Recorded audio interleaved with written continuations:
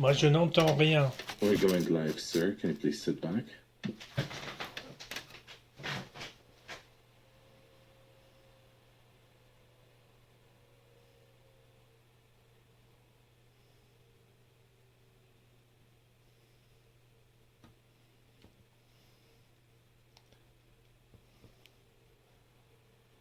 I can't hear anything.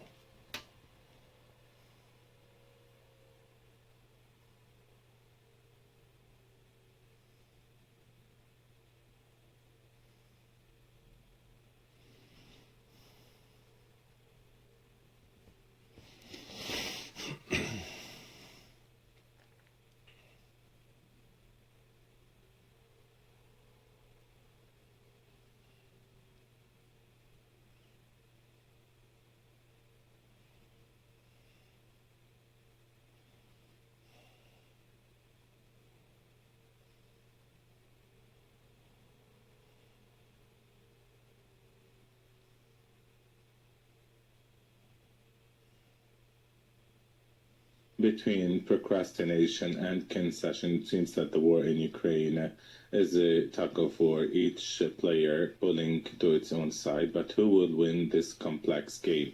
Moscow finds no problem in the meeting between Putin and Zelensky, but there are pending issues that need to be settled first, namely Ukraine's future position and regions annexed by Russia. These are red lines that Moscow will not concede on. On the other hand, Zelensky responds clearly, saying that from Moscow there are no signs that they intend to end the war. Will this lead to another deadlock in the ongoing talks, or is this part of the ongoing game before any concession? At the same time, in Europe, many wonder if Brussels need to shoulder the heaviest burden of the war. And at the same time, there are plans to send potentially troops from 10 European countries to Ukraine, part of the security guarantees package. But what is the real value of these guarantees if the Americans have declared themselves that they only intend to play a limited role and do not intend to send any ground troops to Ukraine? Faced with these developments, we're going to be asking two main questions. What are the security guarantees that Kiev and Brussels want in order to accept an agreement? And secondly, what are Moscow's red lines to end this war? We would like to discuss these two questions and much more with our guest with us, Mr. Karen Verekin, expert in political affairs from Paris. Welcome, sir, and thank you for being with us. Mr. Verekin, going back to what the Pentagon has said, what we hear from the Americans, noting that the Americans now are trying to transfer the security guarantees burden to the Europeans only. Is this true? Cela reste une situation qui est totalement confuse. Can I speak French or English? Oui, allez-y, monsieur. Oui. Donc la situation reste très très confuse, y compris à l'intérieur de la Maison Blanche. En réalité, donc il y a deux mondes qui s'opposent. Il y a ceux qui veulent un cessez-le-feu et une défaite pour la Russie, qui sont surtout les partenaires européens. Et de l'autre côté, il y a M. Witkoff, il y a des conseillers autour de Trump qui ont compris qu'il faut tenir compte des intérêts légitimes de sécurité de la Russie. Ça veut dire retourner aux accords de Istanbul de 2022, et c'est-à-dire donner un statut de neutralité à l'Ukraine. Ça veut dire pas d'adhésion à l'OTAN. Ça a été très clair depuis 2007 que l'extension de l'OTAN jusqu'aux frontières de la Russie créait une crise de missiles de Cuba à l'envers.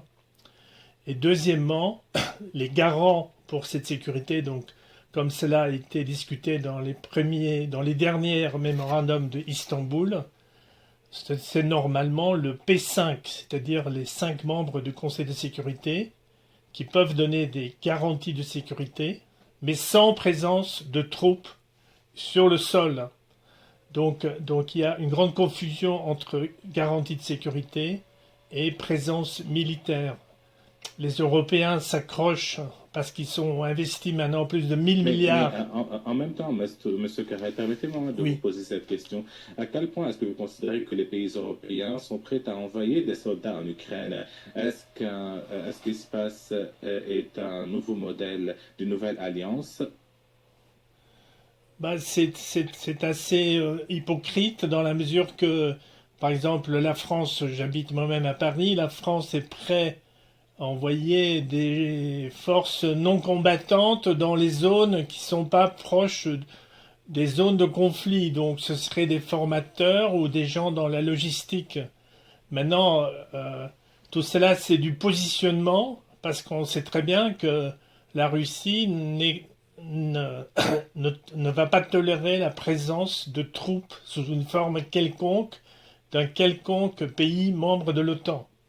Donc on joue les forts, on pense qu'on se positionne pour se mettre sur la carte de la politique mondiale, mais tout cela n'est pas très sérieux.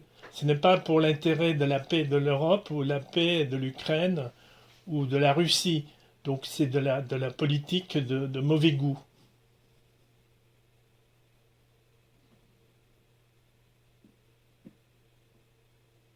Alors, à quel point est-ce que ces développements pourraient exposer la réalité de la position européenne et la position de l'OTAN quant à l'Ukraine, à votre avis? Ben, il y aura, à mon avis, je pense que la Russie va cadrer, on fait de la rencontre Zelensky-Poutine, se fera dans un cadre très très encadré. Je pense que le choix de la de, de faire cela à Budapest en Hongrie, c'est très important, c'est très utile parce qu'il y a eu en 1994 donc le mémorandum de Budapest où il y a eu les premières garanties de sécurité de la de l'indépendance de l'Ukraine. En fait, elle date de cette époque-là, c'est-à-dire au moment où on a commencé le désarmement nucléaire du Kazakhstan, de la Biélorussie et de l'Ukraine.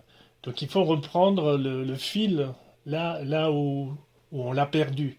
Donc je pense que les Européens, une fois que M. Zelensky lui-même est convaincu que c'est la bonne solution, les Européens seront pris dans le paradoxe de leur propre narratif, puisqu'ils ont fait de M. Zelensky le grand sauveur de l'Ukraine. Une fois que M. Zelensky s'accorde avec Poutine et avec M. Trump, l'Europe ne peut que suivre parce que l'Europe dépend totalement des États-Unis pour sa propre défense.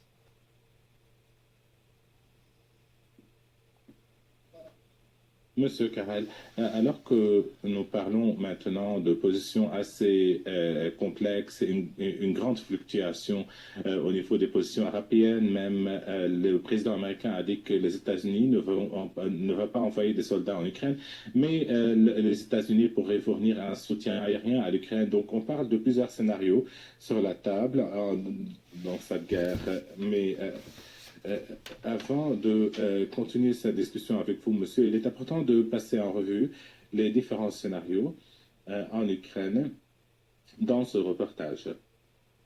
Monsieur Verikin, est-ce que vous pouvez reculer un petit peu, s'il vous plaît? Selon les experts, un cessez-le-feu pourrait s'effectuer à 60%. Et on parle d'un accord qui pourrait arrêter la guerre et que l'Ukraine ne rejoindrait jamais l'OTAN, au moins dans les 20 ans à venir. En contrepartie, les sanctions seraient relevées partiellement de la Russie. L'autre scénario est que la guerre pourrait continuer plus longtemps et ceci est estimé à 35% selon les experts. Les experts dans le centre du Moyen-Orient pour les études stratégiques estiment que la Russie pourrait atteindre un exploit militaire ou bien pourrait pousser l'Ukraine à déposer les armes. Le troisième scénario est une victoire absolue. Cette possibilité est minime. Selon les experts stratèges, la possibilité d'atteindre une victoire absolue de la part de la Russie ou de l'Ukraine semble assez maigre au sein de l'équilibre des forces actuelles. Entre-temps, la situation pourrait devenir de plus en plus complexe selon les experts américains.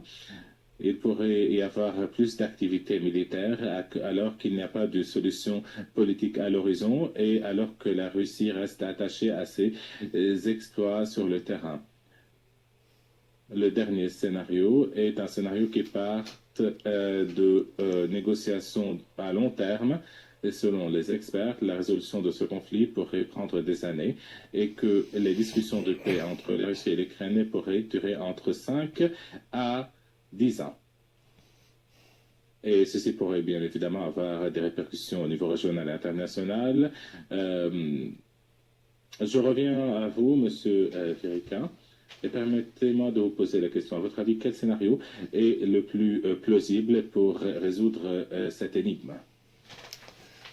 Je pense que vos experts oublient une fonction essentielle pour la résolution du conflit, qui est un changement de politique et d'accord sur le plan économique. C'est là où je regrette qu'à Anchorage, en Alaska, que le volet final, par exemple la discussion entre la coopération économique dans le cadre d'une normalisation entre les États-Unis et la Russie, que ça n'a pas pu être poussé plus loin. Par exemple, il y a sur la table depuis longtemps, mais ça a été aussi maintenant dans le sommet, le projet d'un tunnel sous le détroit de Bering, qui permettrait des échanges massifs entre les États-Unis, donc l'Alaska, et la Russie, et même la Chine. Donc là, et donc c'est dans un cadre de confiance mutuelle entre les grandes puissances, surtout une réconciliation des États-Unis avec la Russie, mais pas seulement, mais aussi avec les autres membres des BRICS, qu'on crée un cadre de confiance mutuelle où on peut résoudre ces conflits. Et donc, quelque part, le plus important, c'est pas qu'on l'a oublié, mais on n'a pas encore commencé. Et dans ce cadre-là, la possibilité et l'espoir d'une paix durable, elle devient possible parce qu'il y a une volonté mutuelle de normalisation des relations, de coopération mutuelle, d'intérêt mutuel, dans lesquels l'autre n'est plus un adversaire ou un ennemi, mais un partenaire potentiel pour un avenir partagé. Et c'est là où je mène combat avec l'Institut Schiller, avec d'autres, pour amener cette approche géoéconomique qui doit remplacer cette obsession de la recherche d'un ennemi pour exister. Et ça, Donald Trump, qui est un homme d'affaires, commence à le comprendre. Il le comprend un peu. Les pays européens, ils veulent absolument pas ils veulent même pas l'envisager. Ils ont actuellement construit une énorme bulle spéculative dans le militaire qui commence déjà à s'effondrer. Et dès le moment qu'il y a eu l'annonce en Alaska, les valeurs des entreprises de défense ont perdu plus de 3% sur les marchés européens. Donc il faut savoir, est-ce que nous voulons servir les peuples ou seulement les marchés financiers et les profiteurs de guerre?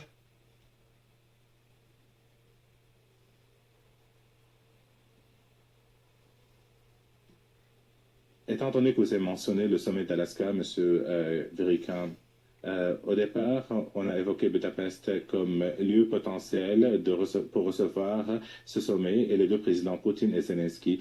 À votre avis, à quel point ce sommet pourrait être réussi ou bien avoir du succès, que ce soit à Budapest ou ailleurs? Parce que Sergei Lavrov, ministre russe des Affaires étrangères, a dit que Poutine pourrait potentiellement se réunir avec Zelensky, mais après résoudre les points en suspens. Et il accuse aussi l'Europe de vouloir travailler contre le sommet d'Alaska. Je pense que M. Lavrov a tout à fait raison de voir actuellement les Européens comme, disons, j'ai presque honte pour nos pays.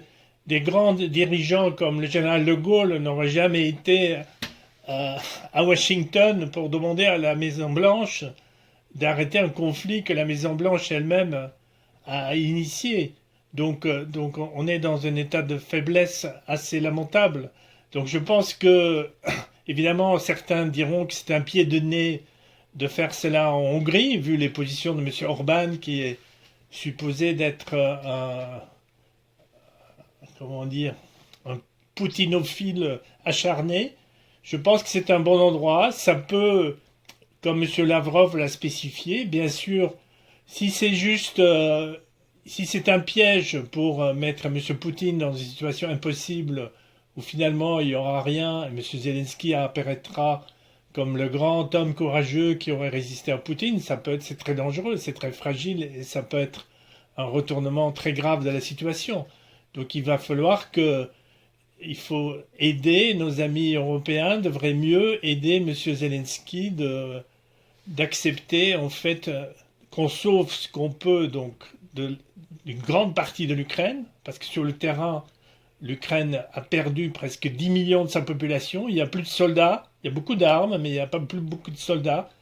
Donc si on n'arrive pas, par la diplomatie, à trouver un accord, c'est absolument... Je pleure pour les Ukrainiens qui ont été sacrifiés sur l'autel de jeux géopolitiques et qu'il faut absolument tout faire pour l'arrêter. Je pense que M. Zelensky était prêt à le faire à Istanbul en 2022. Si ce n'était pas à cause d'Européens comme Boris Johnson ou comme M. Hollande ou Mme Merkel qui ont convaincu l'Ukraine de s'entêter au lieu d'arriver à un accord pacifique, je pense que ce jeu européen doit arrêter et qu'il faut laisser une chance à la paix.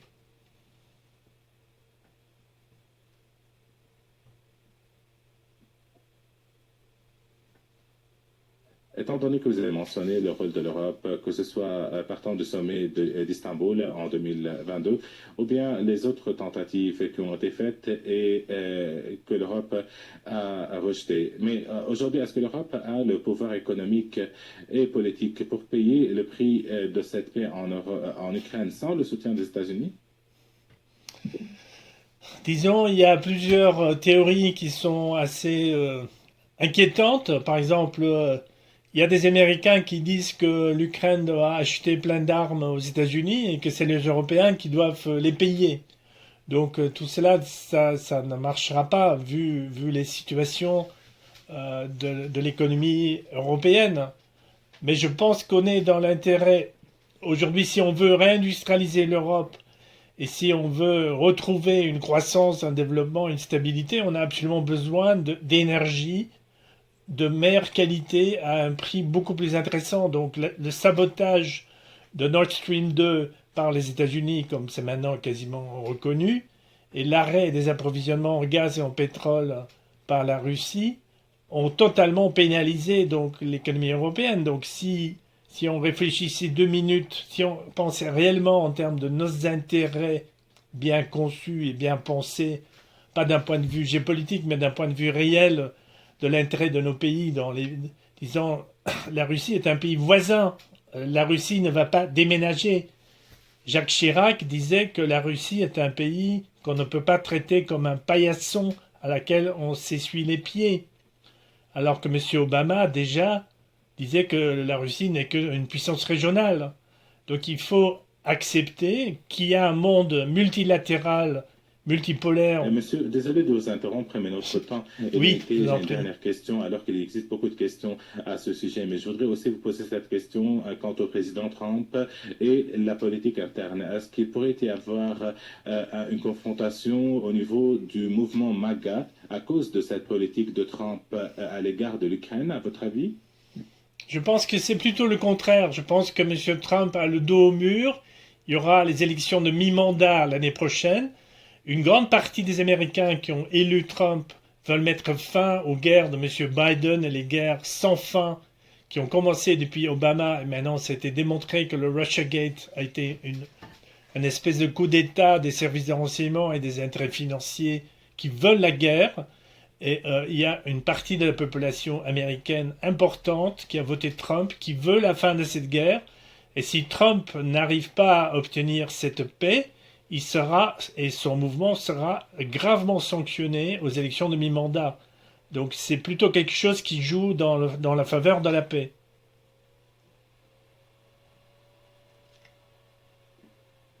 Merci beaucoup pour cette participation, Monsieur Karel Verican, expert en géopolitique. Vous avez été en direct depuis Paris. Merci à vous. Merci beaucoup, monsieur. Désolé d'avoir commencé en anglais, mais on ne m'avait pas indiqué que vous parlez français. Ouais. On m'avait posé la question, donc pour moi c'est égal, mais à bientôt. Très bien, très bien. À Merci. bientôt. Très bonne soirée. Au revoir. Merci. Très intéressant.